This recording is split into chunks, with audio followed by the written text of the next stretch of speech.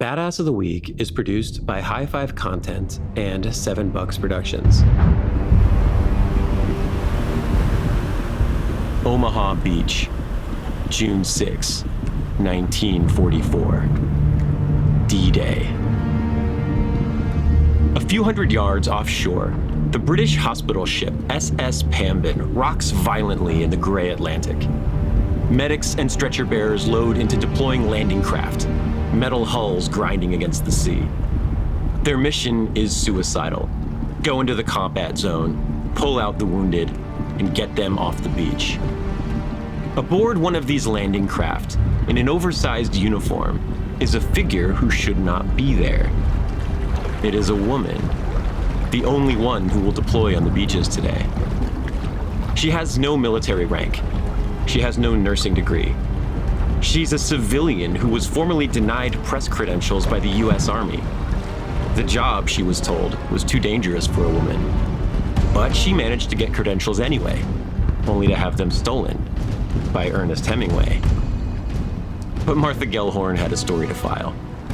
So she stole credentials, stowed away on this vessel, found a uniform, and lied her way onto this landing craft, posing as a medic.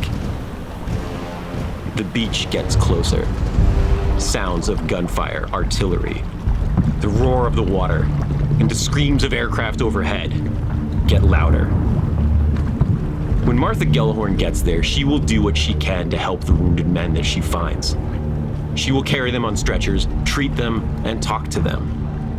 But, above all else, she is going ashore with a secret, singular purpose. She is going to report the truth.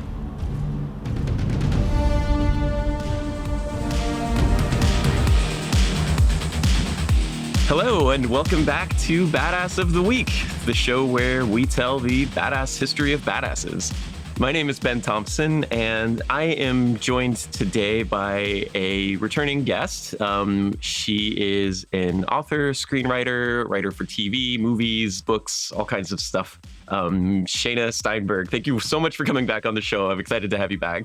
Thank you so much for having me. It was awesome. Yes. You were here to talk about Eleanor of Aquitaine last time. Yes. And we had, you had a spy novel that was coming out. Mm-hmm. And we were like, okay, we need to talk about World War II spies because you were writing a book about World War II spies. Exactly. So we ended up talking about Eleanor of Aquitaine and... Which tracks perfectly, Perfect, yep. Yeah. And now we're still not talking about an OSS spy, although it is World War II related. It is, yes. We're getting closer. There. Still an awesome woman. Yeah. But definitely closer. Yeah. And so I have to confess that when you suggested Martha Gellhorn as a badass, I have to confess that I did not know this story. And that's actually really hard for me because I've been doing this for like 20 something years now. It's really hard to trip me up on, I don't want to make that a challenge to people to find obscure badasses to throw at me, but it's pretty tricky to trip me up with this sort of thing. And so when you sent that along, I was like, I don't know who this is. And that's kind of her vibe, right? Oh yeah, no, I now feel a certain pride about this. Yes, yeah, you should, because it's hard to do. So who is she? What's the general overview of Martha Gellhorn, and why did you pick her as the badass to talk about? So I love Martha Gellhorn. Unfortunately, she is mostly known for being one of Hemingway's wives. And I think if she was alive now and she looked back, she'd be like, how is that the one part of my life you focus on? Because I think their marriage... She was like that during her life, I think. Yeah. Like, I think her marriage was really miserable from start to finish. And as I'm reading about her, like, wait, why did you marry him again? But I think for me, the thing that I love about Martha is that she was a war journalist. And she went and reported on the Spanish Civil War. And then she also was very active during World War II.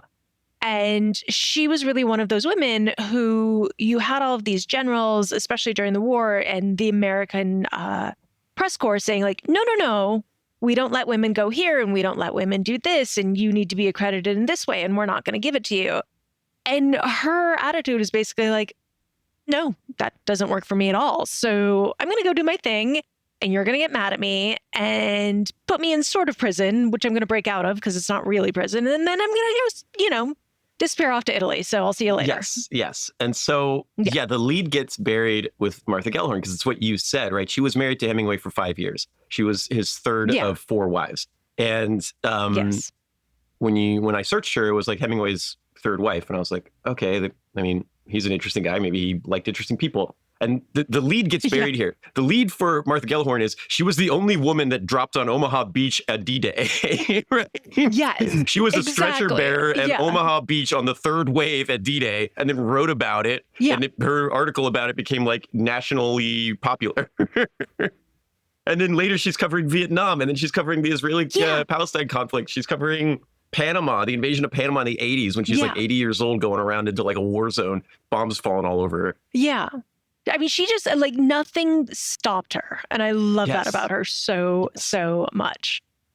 She kind of invents, like she kind of pioneers and invents like on the ground, like war correspondenting the way that we kind of know it today, where instead of, I mean, I guess we'll get into the details of it, but she's this kind of pioneering journalist who constantly put her life at risk all the time for the service of something that she really believed in. Absolutely. And I think, when she was going through all of, so much of media, especially at that time, was all men. And so they were sitting there being like, okay, well, why didn't we report on like the soft things, like how women and children are doing, or, how this is happening or how that is happening.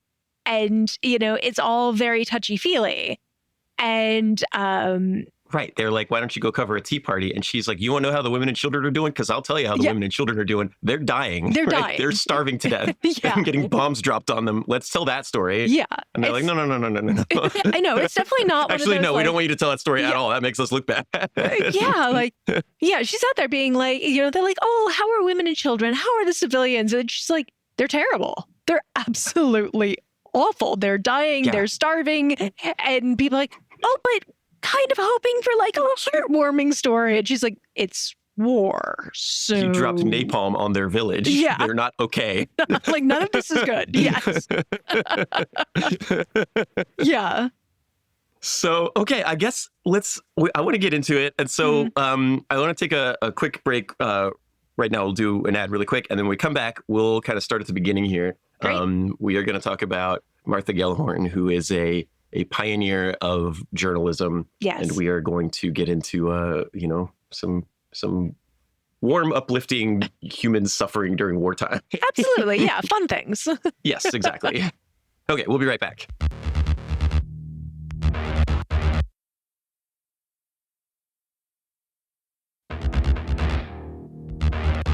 All right, welcome back to Badass of the Week. We are here with Shaina Steinberg, author, screenwriter, TV writer. Shaina, we are talking about Martha Gellhorn. And Martha Gellhorn was born in 1908 in St. Louis, Missouri. Her mother is actually kind of badass as well. Oh, yeah. So her mom was like a really well-known suffragist who kind of instilled from the beginning the idea that like just because you're not allowed to do something doesn't mean you shouldn't. Yeah, absolutely. And both of her parents were incredibly liberal. But her mom, I think, managed to walk that fine line of being an activist, but also being really there for her family. Because I think Martha and her mother had a close relationship their entire life. And, Martha would be like, hey, Mom, come do this, Hey, Mom, I'm in my 30s. Let's go on vacation together. Yeah, I like that. Yeah. And so they are fairly well off, and she decides that she wants to get into writing. So she goes to Paris for a little while because she wants to be a journalist, and she kind of knows from the beginning that she wants to get into dangerous spots and write about the things that she's seeing. So she goes to Paris and she works for a little bit there. But she gets a really good opportunity in the early 1930s when she comes back to the United States to start covering the Great Depression. Yes. And this is kind of where her work starts to get really pick up. Yeah, absolutely. So her mom, because her mom Edna, because she was an activist, she managed to be friends with Eleanor Roosevelt. And so Martha grew up knowing Eleanor Roosevelt. And so she came back from Paris and they were doing the WPA projects and going around. And, Harry Hopkins was her boss, and seeing the effects of the Depression, and the idea that she talks about this thing that there's like no such thing as genteel poverty, at least not here. People are starving. They are having to make really hard decisions on how to keep their children alive. And so she's writing back, and she developed this very matter-of-fact prose that wasn't emotional, that would serve her really well later in life. But she got so involved that at one point she's looking at these striking workers up in the Pacific Northwest, and she's like, well, you should break windows. You should do these things. You should be active insurrectionists. And they do, and they get what they were fighting for. But at the same time, Harry Hopkins is like, no, this is not what we do. She's technically a representative of the United States government when she says that. Yeah, exactly. So her early writing is for and it's just something I love because, so her mom was a very active suffragist. Eleanor Roosevelt was very active in that as well. Eleanor Roosevelt's also a badass. We'll talk about her on a future episode, I think, for sure. But so Martha comes back to the U.S. from Paris and some of the work she was doing there, and she gets hired by the U.S. government to send reports back, internal memos of like, here is what's going on in this area. This is for internal use only. This is, what's going on in Missouri right now. And she writes these like really long, involved articles about like the human suffering of the Great Depression. And we're at a time now where FDR is trying to do the New Deal and pull the country out of the Great Depression. And he's trying to figure out she's kind of helping him figure out, I guess, what's going on and where they need help. And but I love the idea that she's writing these, internal work emails, but they're basically like proto-war journalism. Oh, absolutely. And, she was going around with Dorothea Lange. And, you can imagine those pictures and the suffering caught in those pictures. And I feel like the work she was sending back was that in written form. They were unsparing. There was no, let me sugarcoat it and tell you that it's all going to be okay. Right. It's definitely what we were just talking about. Like, how are they doing? They're doing badly, right? They need help. And I love that you bring up her writing style because it's kind of what we've come to expect now. You see this a lot with journalism now where they just talk about this as a person and they're having a really hard time. Yeah. But this was not what people were doing in 1930. The story was about, she had this great quote about you need to like separate the journalism from the journalist. Yeah. Because all these people you'd have these mostly men and they would come in and they'd write about here's how all the brave stuff I did in this war. And here's my story. And I'm talking to all these high level people about all of this important stuff. They're trying to basically write literature for their article. And she's just kind of like, I'm going to strip all of that stuff away. I'm going to strip my own personal involvement in all this out. I'm going to strip all the flowery language out. Yeah. I'm just going to tell you exactly what's happening because it's messed up. Yeah. And that's the thing is I think that type of writing is incredibly powerful, and I'm jumping ahead, but especially like she went to Dachau and she was one of the first people at Dachau and writing about it. Like you don't need the flowery language, like just saying this is what happened. She did that when she was traveling in America in the 30s. She did it when she was in the Spanish Civil War. She did it in Czechoslovakia. And of course, she did it in World War II. And I think that there is something really powerful, especially from a woman, because they are all expecting like this emotion and this kind of like, oh, isn't it tragic? Isn't it awful? Of course, I didn't even think about that. Yeah, isn't this, let me sit here and tell you about this mother and her starving child and how, her heart is breaking. And of course, this woman's heart is breaking. But I think in using that type of language of this is what it is, gives people more space to have an emotional reaction rather than hearing the journalist's reaction. Right. You see it referred to today as like guerrilla journalism, where they just show up and they record the thing. Like nowadays, you'll see it with video. They'll show up and they'll just record it, and there'll be no commentary at all. They just record something horrible happening, and you watch it, and you come up with your own ideas, right? Yeah. You just feel it, like you're there. But that doesn't exist, obviously. And like there are newsreels of World War II, but they are funded by the U.S. government, and there's patriotic music playing behind them, and you get the official story. And the closest she can do at this time period is just, I am going to describe to you what I'm looking at right now. Yeah. And, you know, that is powerful. And it does resonate with not only FDR and the New Deal people, but eventually some of those stories come out. She ends up, like, she doesn't, because they're internal use only for a federal agency, she doesn't release those stories. She does something very clever, and she collects them as a fiction story. Yeah. She writes a fiction novel involving things that she has seen in the war. Yeah. Yeah. And I think, you know, she wrote a lot of fiction. She wrote novels. And, you know, I think every time between when she was on an assignment, she was writing fiction. And I think it was in a lot of ways her way of trying to process everything she had seen, and her way of, you know, not just figure it out, but relate it to people in a way that maybe, you know, I think nowadays, and I'm sure during World War II, you get a little bit of news fatigue. Yes. Yeah. Doom scrolling, right? Yeah.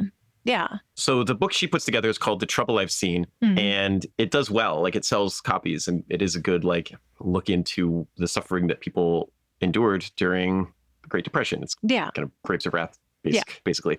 And so she works for the Federal Emergency Relief Agency, which was like proto-FEMA.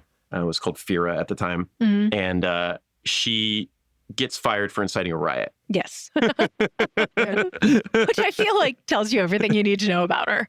Yeah, exactly. So they're covering for the government. Like, you guys don't have to take this. Absolutely. You ever think about putting a brick through this window? Yes, I do. I hadn't, but now I do. That sounds like a great idea. What could go wrong? Let's do it. Yeah. And so then she has kind of you know, she gets fired. She's traveling around, and in 1936, around Christmas, she's on vacation with her family in Key West. Yes. And that's Hemingway country. Yeah, it's Hemingway country. You know, I think there was the story of, you know, she and her mother and brother had been hanging out on a beach, and they're like, oh, it's getting really hot. Let's just pop into this bar and see if we can grab a drink. And there's Hemingway sitting at the end. Yeah. And he's already super famous at this time. Yeah. And both she and her mother and her brother have read all of his books. And I think for her, it was this moment of, you know, she really admired his writing style. She really admired his books. And I think it was that moment of being like, hey, I just want to go over and tell you that I like your work. And of course, he's like, you're really pretty. And and, you know, it goes on from there. She's 28 at this point. So he's married and like 10 years older than her. Yes. But he's super famous, and she goes off. Yes. And they meet at a bar called Sloppy Joe's, which I think is still standing. Yeah. So they meet and they hit it off. Yeah. Yeah. It is. Sloppy Joe's is still there. I was in Key West a couple months ago, and I was like, yes, it's still there right on Duval Street. Yeah. You know, she was not above having affairs with married men, but I think for her, she made him chase her a little bit. It wasn't just like, oh yeah, this sounds great. I think even at the beginning, there was a little bit of recognition of your work and my work is very similar. Right. Because he's been doing that sort of thing as well. He's been writing. Yeah. I mean, he kind of puts himself into all of his stories, but he is he's a super successful writer who's making money off of his work. So that's the person you want to talk to if you're an aspiring writer, I feel like. Exactly. You know, and Hemingway had that novel, the name's escaping me, from the First World War, which was very much like the type of novel she was writing. Yeah. Call to Arms. Right. And so they get to talking and they hit it off, and she tells him that she's planning on going to Europe. Yes. Because she's been hired by Collier's Weekly, which is a really successful magazine at the time. And they want to send her she's volunteered to go to Spain to cover the Spanish Civil War, which is breaking out right now. The fascists are taking over, are attacking in Spain, and she's going to go and report about it. Yeah. So she talks to him, and he's like, "That sounds cool. I'll come with you." Yeah, exactly. And I think, he had a whole bunch of contacts that made this journey easier for her. For sure. Yeah. Yeah, I mean, that's a nice friend to have Ernest Hemingway call up and be like, "Hey, I need 2 tickets to Spain." That's nice. Yeah, can you arrange the visas and the press passes and the transportation? Because this would be great. Yeah. Yeah, I'm bringing my girlfriend. Yeah, I need a pass for her too. Exactly. Yeah, and I think though there probably was that element of showing up and being like, everybody's like, "Oh, you're Hemingway's new girlfriend," and she's like, "But I'm a reporter. Like I do this. I have my press pass that I got on my own. I'm gonna go places that Hemingway doesn't." Right. Yeah. And that's what ends up happening. So they go to the front lines of the Spanish Civil War. It becomes a shooting war. Yeah. You have it's an active war zone, and they're down there reporting, and it's like you said, everywhere she goes, and she becomes instantly famous because she's Hemingway's girlfriend, and everybody wants to take pictures of them together. She's in the tabloids, she's in all the newspapers, all the gossip magazines of the time. Oh, yeah. And they're like, "Oh, who's this hot young girl? Isn't Hemingway still married? Blah, blah, blah." She's like, "Oh, now I'm famous for all the wrong things that I didn't want to be famous for." Yeah. And she hates this. Yeah, I think everywhere mentions how beautiful she is.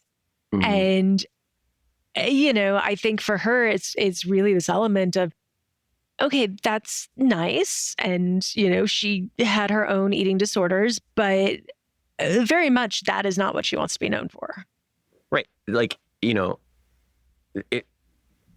My wife is pretty, but she's like, "I hate it when that's what people say about me because it's the least interesting thing about me because I didn't actually do anything to attain that. I just was born like that." Yeah. And so I want you to appreciate the cool things that I'm doing, not just that part of me, right? Exactly. And so she's like, she's on the front lines, and the way she kind of throws herself into the Spanish Civil War is the way she threw herself into her work for FDR. Absolutely, yeah. Which is, I want to be on the front lines. I want to write. I want to do this guerrilla journalism of the suffering that people are enduring. Right there. This is a mechanized war. This is 1937. So these are weapons that will be used in the early days of World War II. Yeah. So there are Panzer tanks. There's aircraft. Right. There's Stukas. There's Messerschmitts. There's people getting bombed and blown up.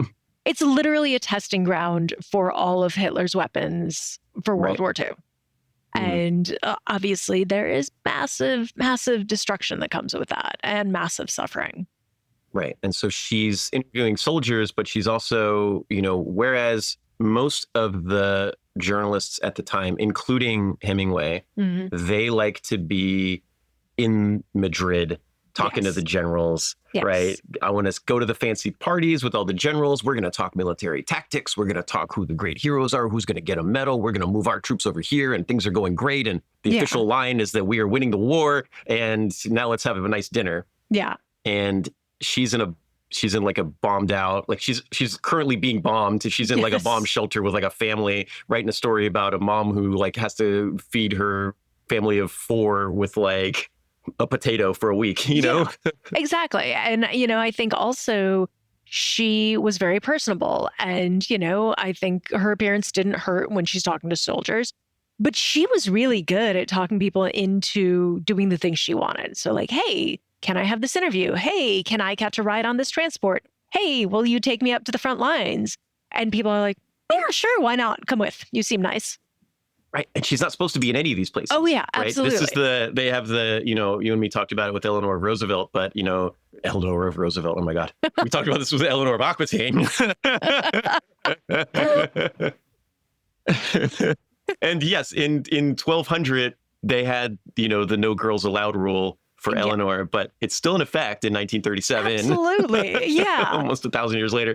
Yeah. I mean, there were so many rules about female journalists in the Spanish Civil War and in World War II. And, a lot of it was questions of like, oh, well, we can't send you out because where are you going to go to the bathroom? And, the female journalists are like, really? Like, that's what we're talking about? I'll figure it out. It'll be fine. You get the pink pass, the pink press pass with the little daisies on it. Yeah, it's lavender scented. Isn't that nice? You could you could put that in your story. Yeah. So great. So, but she's out there and she's not supposed to be out there. And like, and the crazy thing to think about, and we kind of alluded to this earlier, is that when Martha Gellhorn is born, women are not allowed to vote in the United States.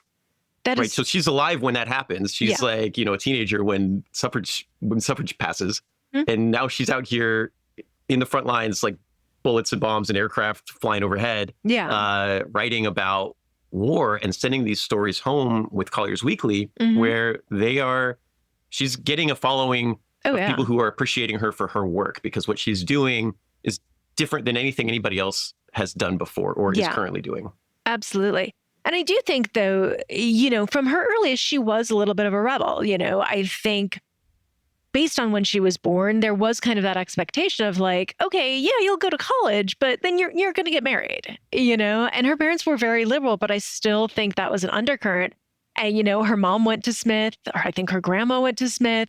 She started there and she's like, what am I doing? All right, I'm going to Paris. Bye. See you guys later. The Eleanor of Aquitaine thing. When are you going to get married and to who? Because that's the value. That's the weapon that you have right now, is like you can make a marriage alliance. Yeah. That's your value to us. Yeah. This is what you're supposed to do. Okay. And this is what women do. And she's like, maybe, but also maybe not. Yeah. Well, she does get married, right? She does. So, she covers the Spanish Civil War. She gets into, when that war's over, she goes to Germany and she writes about the rise of Hitler. And she writes about some of the stuff that's going on with the Nazi Party there. And, but in 1940, as, World War II has begun in Europe, she's there when it's happening. She does marry Hemingway in 1940. Yes. And, I have a conflicting, like, I understand why people love Hemingway, and I'm not going to dunk on. I feel like there's an opportunity for this episode to be a lot of dunking on Hemingway. There's some things of his I like. There's some things that he wrote I don't like. But I guess all I really want to say is that I feel like most people who have written about meeting him think he's an asshole. Yes. Yeah, I think that's very true. There's not a lot of favorable things written about him by people who interacted with him. Yeah.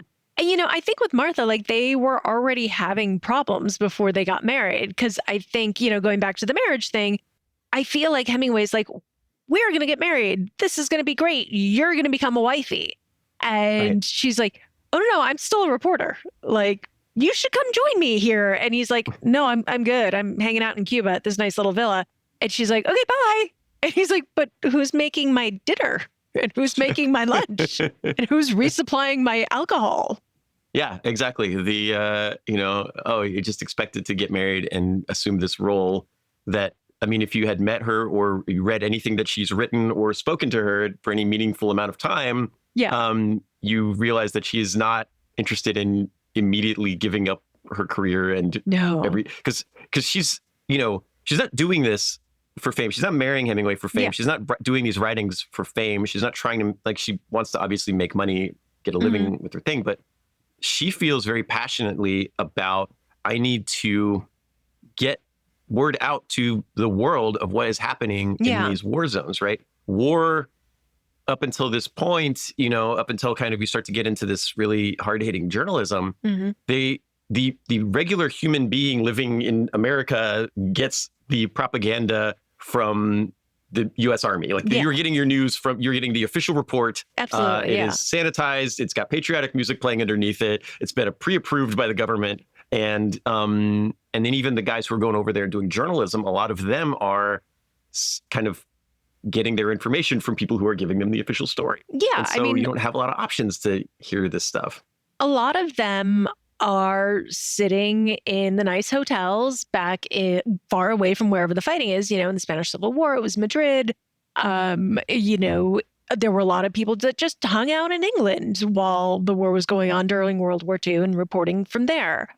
And she's out there. She's in the middle of it. And I think that for a lot of people in the 30s, you look at the Spanish Civil War and they're like, that's something that's happening far away that doesn't affect us. And Martha, and I think a lot of the journalists were like, well, no, this does. Are you paying attention to this fella Hitler? Because this is going to be our problem. Maybe not now, but soon. And people are like, no. We're done with wars. We fought World War I. We are done. Cool, because this guy's literally just gave a speech where he said he's going to attack you. So yeah, exactly. Yes. And so it was funny as I was going through and reading about Martha and reading her works and things. There is a book of like consolidated works of hers called The Face of War. Yes. And it has there's so many great articles, and they're all kind of consolidated very helpfully in this book, which is definitely worth reading if you haven't read it.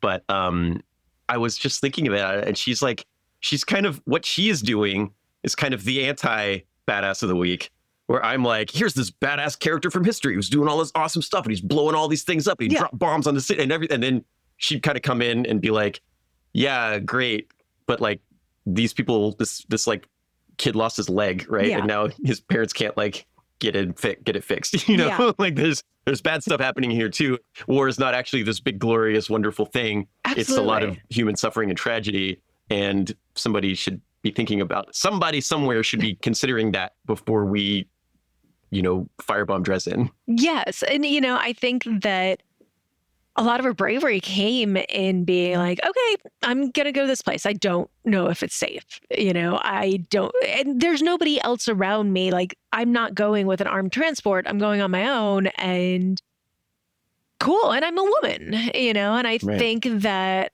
all war correspondents are incredibly brave, but I do think there's that extra element for women because men can be very threatening and rape happens, and they're still going into these primarily male situations without anything other than their pen or their typewriter or their camera. Right. They're not armed, you know? They're not wearing the body armor that they wear now too, Oh, absolutely, The big press sign on the front, there was none of that. She's just a blonde woman walking around a war zone. Yeah. Because if you want the stories of the suffering, you have to meet the people who are experiencing it, and they are the ones that just got bombed 2 days ago. And so you've got to go to the place that might get bombed again today. Yep. Yeah. And if they get pulled into a bunker, you just get out your pad and you start asking people questions while you're in your bomb shelter talking to this family. Yeah. While bombs are landed on your head. Well, and it's also, at the end of the day, she's not going back to the nice, cushy hotel and having a good dinner. She's out there. She's sleeping wherever she can find space. She is subject to the same rationing and the same lack of food. And she can go back anytime, but still, while she is there, she is enduring the same type of hardships that everybody who lives there is going through. Right.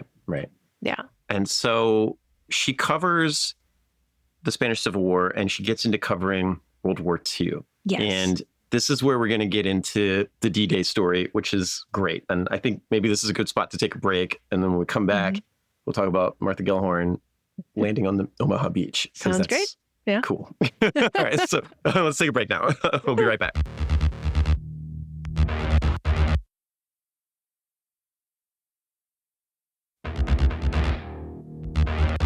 Okay, welcome back to Badass of the Week. I am here with Shaina Steinberg. And Shaina, we are going to tell the story, the D-Day story. Because, this is a good one. So Martha has been covering World War II for years now, but the U.S. is getting involved, and the beaches of Normandy are about to be stormed.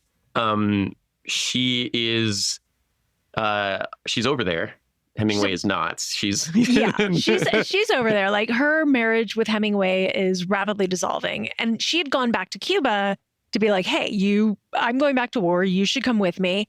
And he's hanging out in Cuba, riding around in a boat, super drunk, looking for submarines. And he's like, no, I'm doing my manly thing. I'm looking for submarines in Cuba.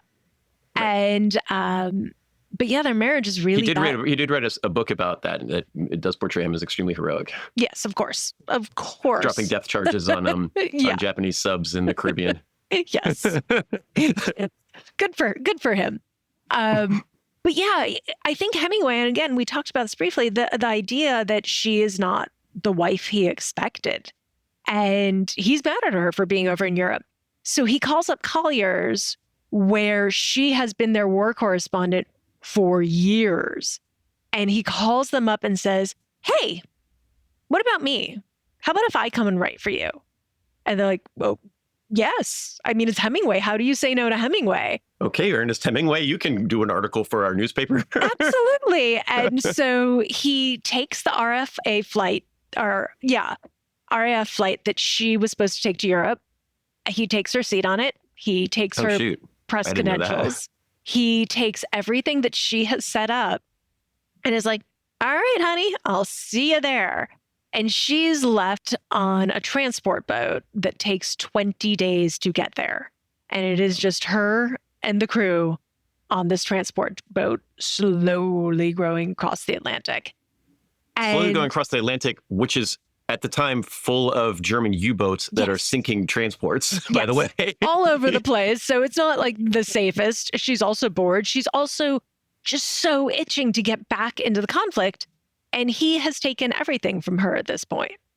And so, she gets back to London and she has to find a way, I think, to get her press credentials so that she can go with the troops when it is officially allowed.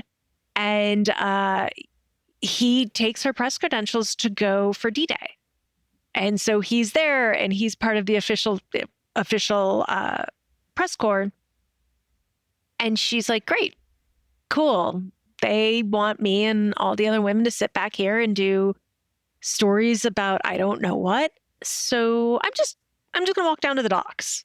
And there is a hospital transport ship and there are a bunch of nurses and she is wearing her uniform that identifies her as press. And she, there's a guy at the docks. And he's like, you're not supposed to be here. And she's like, no, it's fine. I am supposed to be doing these stories about these nurses, these nice women who are going over to help our soldiers. And then I'm going to hop off and it's going to be fine. And so she walks onto this medical transport and she finds a bathroom and she locks the door and it takes off. And she is she's the first woman and one of the first journalists on the beach in Normandy. Yes. And so, she gets herself onto the transport. And then there's a story about her, because she doesn't have the press credentials. There's a story that she steals some press credentials. So there's a guy and she kind of locks him in the bathroom and steals his credentials, which, well, he's locked in the bathroom. Yeah. And that's funny. So yes, but she deploys. She gets over there on a hospital ship, which is going to be kind of in the back, like with the Navy during D-Day. Yeah. And she's able to get from there onto an actual landing craft, onto a transport. Yeah. She kind of finds a nurse's uniform, disguises herself as a stretcher bearer, and goes on a transport to Omaha Beach with the third wave. Yeah. And she's there, she's there picking up the body. She's there helping them onto the transport. Like while she is there, she is doing work. She's not sitting there with her notebook. She's like, okay, I'm going to help get these young men to safety. I'm going to save as many lives as I can. And obviously she has no nursing skills, but she's like, tell me what to hold. I'll hold this light or I'll hand you this thing. And so she's there. And of course she comes back and she reports on it. Right. And I mean, like some of the story from this, like, it's absolutely essential reading for if any of this stuff sounds interesting to you, like this is like absolutely essential reading. It's called The Wounded Came Home and it's her story about being on D-Day. And she's carrying people on a stretcher. So she's picking up wounded men and carrying them back. And then when the combat stops, when the shooting stops and the beachhead is being established, she's talking to these guys like, hey, what was it like? Like, can you explain to me? Like, well, you got parents back home, like, what's it like? What was it like? Were you scared? Was it, how'd you get through it? How'd you find the determination to keep going? Just wow. Right. Like, there's nothing like it because I think there's a chance that we don't know for sure, but there's a chance she was the first journalist on the beach at Normandy. Yeah. I think Frank Capra might've gotten there sooner. Because he had all those incredible photographs from the landing at D-Day. But she was one of the first, and she was one of the first to file the stories. She was scooped almost everyone, including Hemingway, which drove him crazy. For me, that's just like the added little zest. But yeah, she was incredible. And, you know, she has this amazing reporting style, and she came back, of course, and the army who's, you know, watching the press corps is like, no, that was not cool. That is not allowed. We're taking your press corps, like we're taking your press credentials, and we're going to stick you in a camp with a bunch of nurses, and you're like interned there. You're in nurse prison. And so she was there, and she kind of like stayed there one night. It was looking around, and she's like, nobody's paying any attention to me. Why should I stay here? And that, I think that whole experience for her was really a launching point, because she's like, I got to D-Day without official press credentials, without the help of the U.S. Army.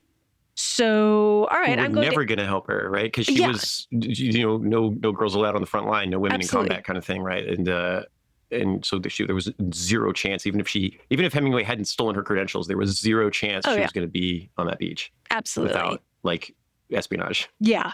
And so she was kind of like, well, why do I need this? And so she picks up and takes herself to Italy, where there is tremendous fighting going on. And she starts reporting from there.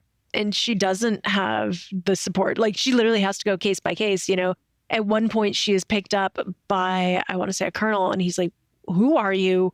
What are you doing here? And, you know, there's that she could be thrown in prison again. And she talks him into being like, so why don't you just actually take me with you? Why don't you show me all the things I'm not supposed to see? Let me like hang out with your troops. And the guy was charmed by her, and he was like, yeah, okay, go with. And I think that happened a lot for her in her career, of just being like, hey, I'm not a threat. I'm a good person who wants to say nice things about your soldiers and see how they're really doing. Just take me with. And a lot of people are like, yeah, okay. Yeah, exactly, right? And so she breaks the rules to land on the beach at Normandy. When the dispatch comes out, the army's like, who wrote that? Who's M. Gellhorn? What is, what? A girl?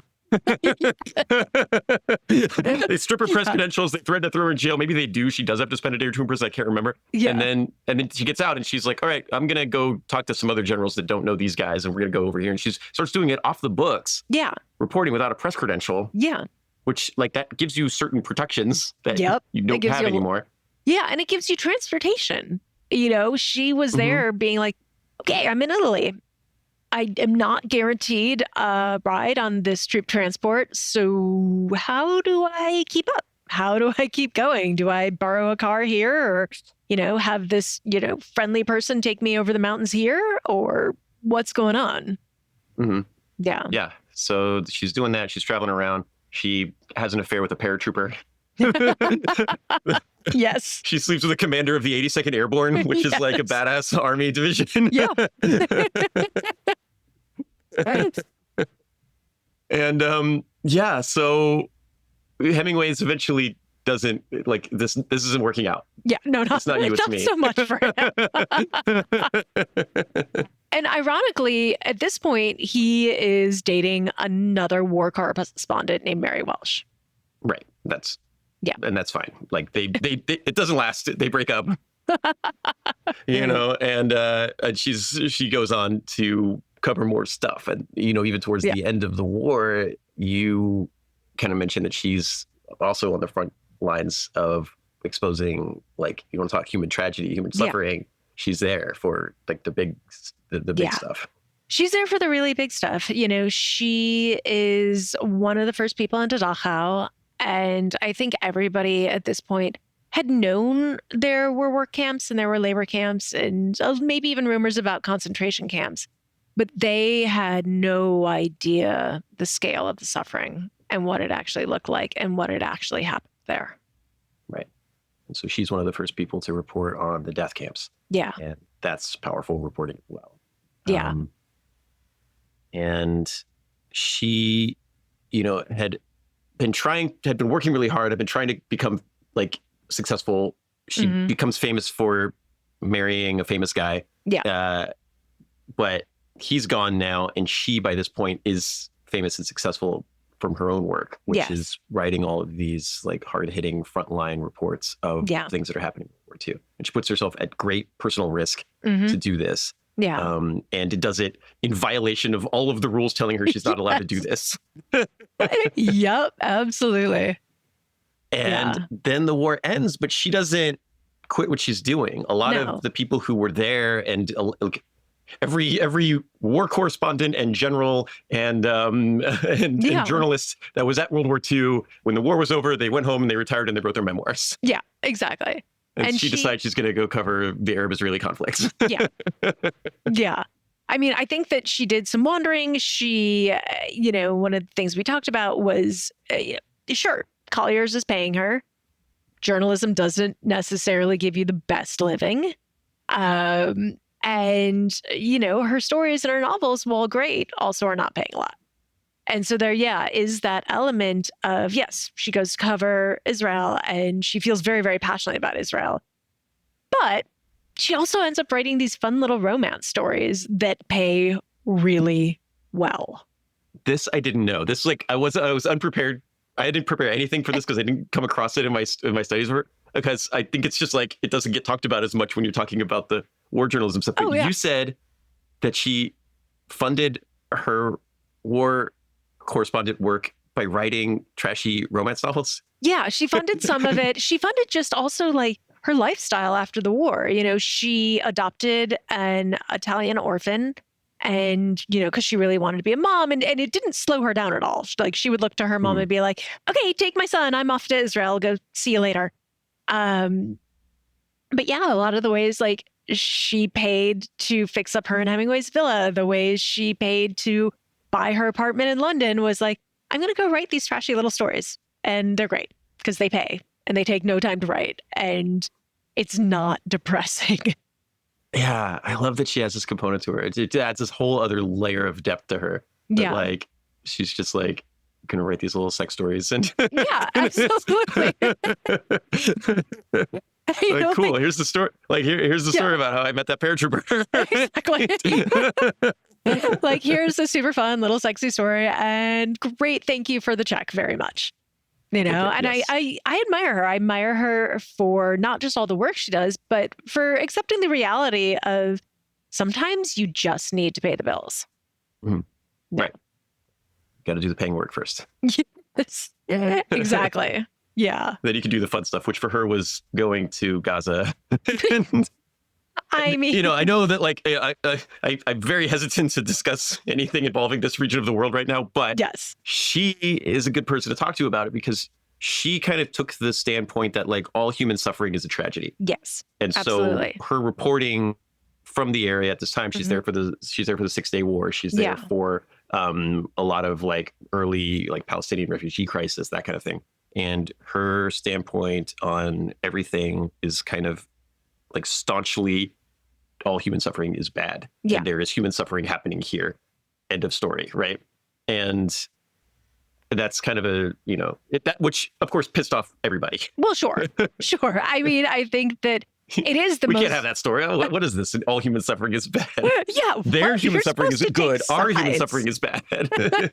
Whose side are you on here? You got to pick one. Yeah. Yeah, and I honestly, I love that about her, because I think that is one of the through lines of all of her reporting. Human suffering is bad. And, a corollary to that, of course, is war is bad. Right. War is, and in talking about it, it is what you're talking about. A lot of people just listen to the generals and everything's fine. And minimal civilian casualties, minimal collateral damage. Yeah. And you're what exactly does that mean? What are, in Vietnam, what are kill ratios? How does that measure anything? Mm-hmm, mm-hmm. Yeah. And it might be minimal civilian casualties, but there is a kid with one leg now. Yeah. And that's bad, right? And I think the Amnesty International stance is it's never okay to kill civilians. And she says that as well, right? And so that's a good message. And she's trying to get that out there. She does go to Vietnam, and same thing. All of the war correspondents. We keep calling her a war correspondent. She actually hated that term She called herself a witness. Yeah. I'm not a war correspondent. I'm not some like dashing hero running around like jumping into trenches and stuff. I'm not in the war. I am witnessing tragedy, right? I'm witnessing a crime and I'm telling you about it. Yeah. And I do think that's an important distinction, from, and especially in her writing, like, I'm going to keep this simple. I think that when you are reading about war and you are reading about casualties, it's really easy to get lost in the numbers. And, when she talks about this one person or this one family, it feels very real because you can put yourself in that situation. Right. That Stalin quote, the one person, one death is a tragedy, a million deaths is a statistic, when you read about. And there's the story, there was the one from the Spanish Civil War, and it's this woman, and she has 2 kids, and she has 1 potato, and she doesn't know when she's going to get more food, and she's got to feed them. And that's not a number that's not even a number that would cycle into casualty figures, right? That's minimal collateral damage. Exactly. But it's a big deal for that lady and who's got to feed her kids, and so they're not hungry. And that's the story, right? That's an interesting way of looking at war. Like I said, she's kind of the anti-badass of the week. Yeah, but I think like that amount of just pure humanity and funneling that into her work makes her such a badass. Right. Exactly. Yeah. I mean, and that's an important message to tell also, right? And she was fearless about it, and nobody wanted her to tell that story. She gets banned. She gets fired from FEMA. She gets her press credentials stripped from the U.S. Army in World War II.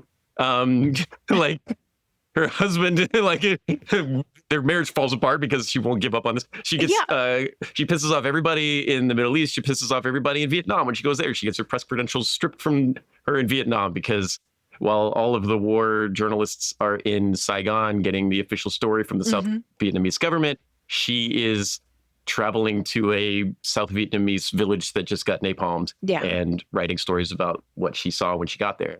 And the army stripped her credentials again and threw her out of the country because this is bad for business. Right. Yeah. The army worked so hard in Vietnam to be like, everything's fine. It's fine. It's totally fine. And of course, there was that pivotal Walter Cronkite moment in 1968 after Tet where he's like, this is not fine. This is not working. And she did that. I mean, she was ahead of her time in saying that. Yeah, because she's there before that. She's there earlier on. And she continues working and reporting. Her last story comes, and this is such a wild thing when you talk about history stuff, because she's born in 1908, right? Yeah. She sees women's suffrage come through. She lives through World War II, Spanish Civil War. She reports from the fall of Noriega in Panama in the mid 80s. That's crazy. She's 80 years old, and she goes to the war zone. She goes to Panama City as it's being bombed and writes this she's losing her vision. She's losing her hearing and stuff. She's going door to door talking to people. And she writes this scathing report about, actually things are pretty messed up here. And the city is literally on fire right now. I don't know what you're telling people back home, but it's a little bit more serious than the official story. Yeah. Yeah. I mean, the fact that she was so full of truth, it wasn't I'll do what you want so I can keep my press credentials, or I'll do what I want so I can keep my access. She was like, no, my access is right here on the ground. She never comes in. She never retires and takes a desk job. She never just gives up and writes her memoirs. Her memoirs are the thing that you want to read that she's written is not a memoir that she sat in her Havana villa and wrote. It is these are my articles from this time. Right. Yeah. It is the face of war. It is a collection of all of the writing that she has done over her career compiled into one book. Yeah. That's it. That's my story. That's what I saw. Right. And I guess a big stack of trashy romance novels. Right. I'm not sure if she published them under her name, but yeah. Maybe that's why I didn't come across it, but that's yes. Awesome. I love this. People are complicated and fascinating. I do think, because she would take breaks, after the Spanish Civil War, she went back to Cuba and hung out with Hemingway for a while. And, I think that the things she saw, especially Dachau, were so traumatic for her that sometimes she's like, I need a break. After World War II, she was hanging out with another female correspondent, and she was like, hey, let's write a funny comedy about all of our experiences. And they did. And it was a smash in London, and it came to New York and absolutely flopped. But that's so interesting. That she was versatile enough to be like, okay, let's find the humor in being denied our press passes, in dealing with these men. And, the humor she found was punching up. It was never punching down. It was, we're going to make fun of the bureaucracy, and we're going to find a little bit of light in the darkness of everything we've been through. Which is so important. Yeah. Because she's putting herself in all of the darkest places in the world. Absolutely. And seeing a lot of tragedy. Yeah. Wow. Okay, so I guess what we should end with is kind of the lesson that we can learn from Martha Gellhorn and her story, kind of the badass takeaway.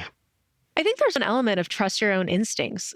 She knew the story was there. She knew the story was in talking to people. It wasn't in staying safe. Mm-hmm. Yeah. And, yeah. If it's important to you, you've got to be willing to sacrifice everything for it, which she was her whole life. Absolutely. Reading a lot of this, I was thinking of Marie Colvin. I wrote about Marie Colvin a long time ago, and very similar story. We'll do an episode on her at some point in the future, but just go there. There's that. Ayn Rand has her problems, but there is a great quote by her that says, the question isn't who is going to let me, it's who is going to stop me. Yes. And I always like that. That's kind of Martha Gellhorn. Absolutely. Yeah. Hemingway's not going to stop me. Ernest Hemingway's not going to stop me. U.S. Army is not going to stop me on multiple occasions. Yeah. Yeah. And I just think she's so admirable for not letting anything stop her, for really knowing what she wanted to do. And I think it would have been really easy for her to be like, oh, Hemingway took my seat on the flight. I guess I'm not getting to Europe. And instead she's like, nope. I am buckling in for this 20-day boat ride through U-boat infested waters. What could go wrong? Transatlantic crossing, 1941. Exactly. She's in the Battle of the Atlantic, even though nobody shot torpedoes at her. She's technically part of that.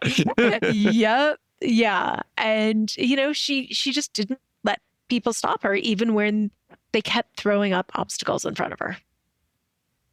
And that's badass. Yeah. Shaina Steinberg, thank you for coming on talking to me about this. This is awesome. Thank you so much for having me. And for introducing me to a badass that I didn't know. I love it. And I don't know how wasn't familiar with her work yet, but now I am. Love it. That's awesome. Yeah. Yes. So what are you working on these days? You mentioned a book.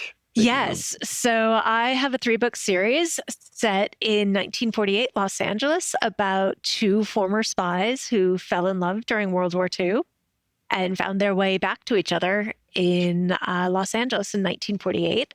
And so I just turned in my 3rd book in the series, which will be coming out in June of 2026. Congratulations. That's awesome. Thank you. I was going to say, because you started to say that, and I was like, I thought it was a 2-book series, but it still currently is, but it won't be forever. Series. Yeah. And, I started writing it, and it deals with after effects of Japanese internment. And it has become relevant in a way that I find horrifying. More uplifting human stories. Yes. Well, I would love to have you come back when that's coming out to talk about maybe actually do an OSS character. I would love that. Yes. You also wrote Bride Hard. I did. Which I watched on the airplane, and I really enjoyed it. Thank you. I was going to tell you that I wanted to tell you that I thought it was really funny. Thank you. I liked it. I watched it with my wife on the airplane, and she's like, I feel like this movie was written specifically for me.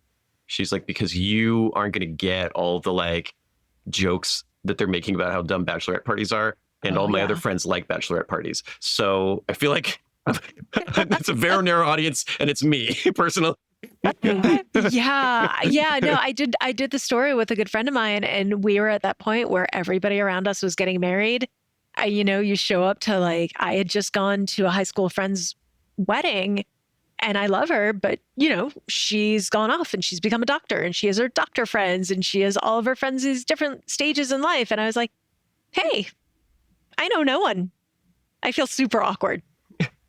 Great. And I think we've all been there where, we know people and they might be our dearest friends, but we don't necessarily know their daily life. And showing up and be like, oh, yeah, we've both grown since we were 14. Okay. Yeah. Yeah. So Brightheart is out now. I saw it on a movie. I saw it on an airplane, but I think it's in streaming and stuff now. That's Rebel Wilson. And you wrote it, and that's cool. Thank you. There was a line in it that I really liked when she's talking to the hot guy, and she's like, I wish I could listen to you and not just stare at your face. And I was like, that's good. If I was like still single, I would totally use that all the time. And then like the last line of the movie is like the bride has like learned that she can kick ass now, and she says, damn, it feels so good to be a badass. And I was like, oh, I recognize that's perfect. that. I see you.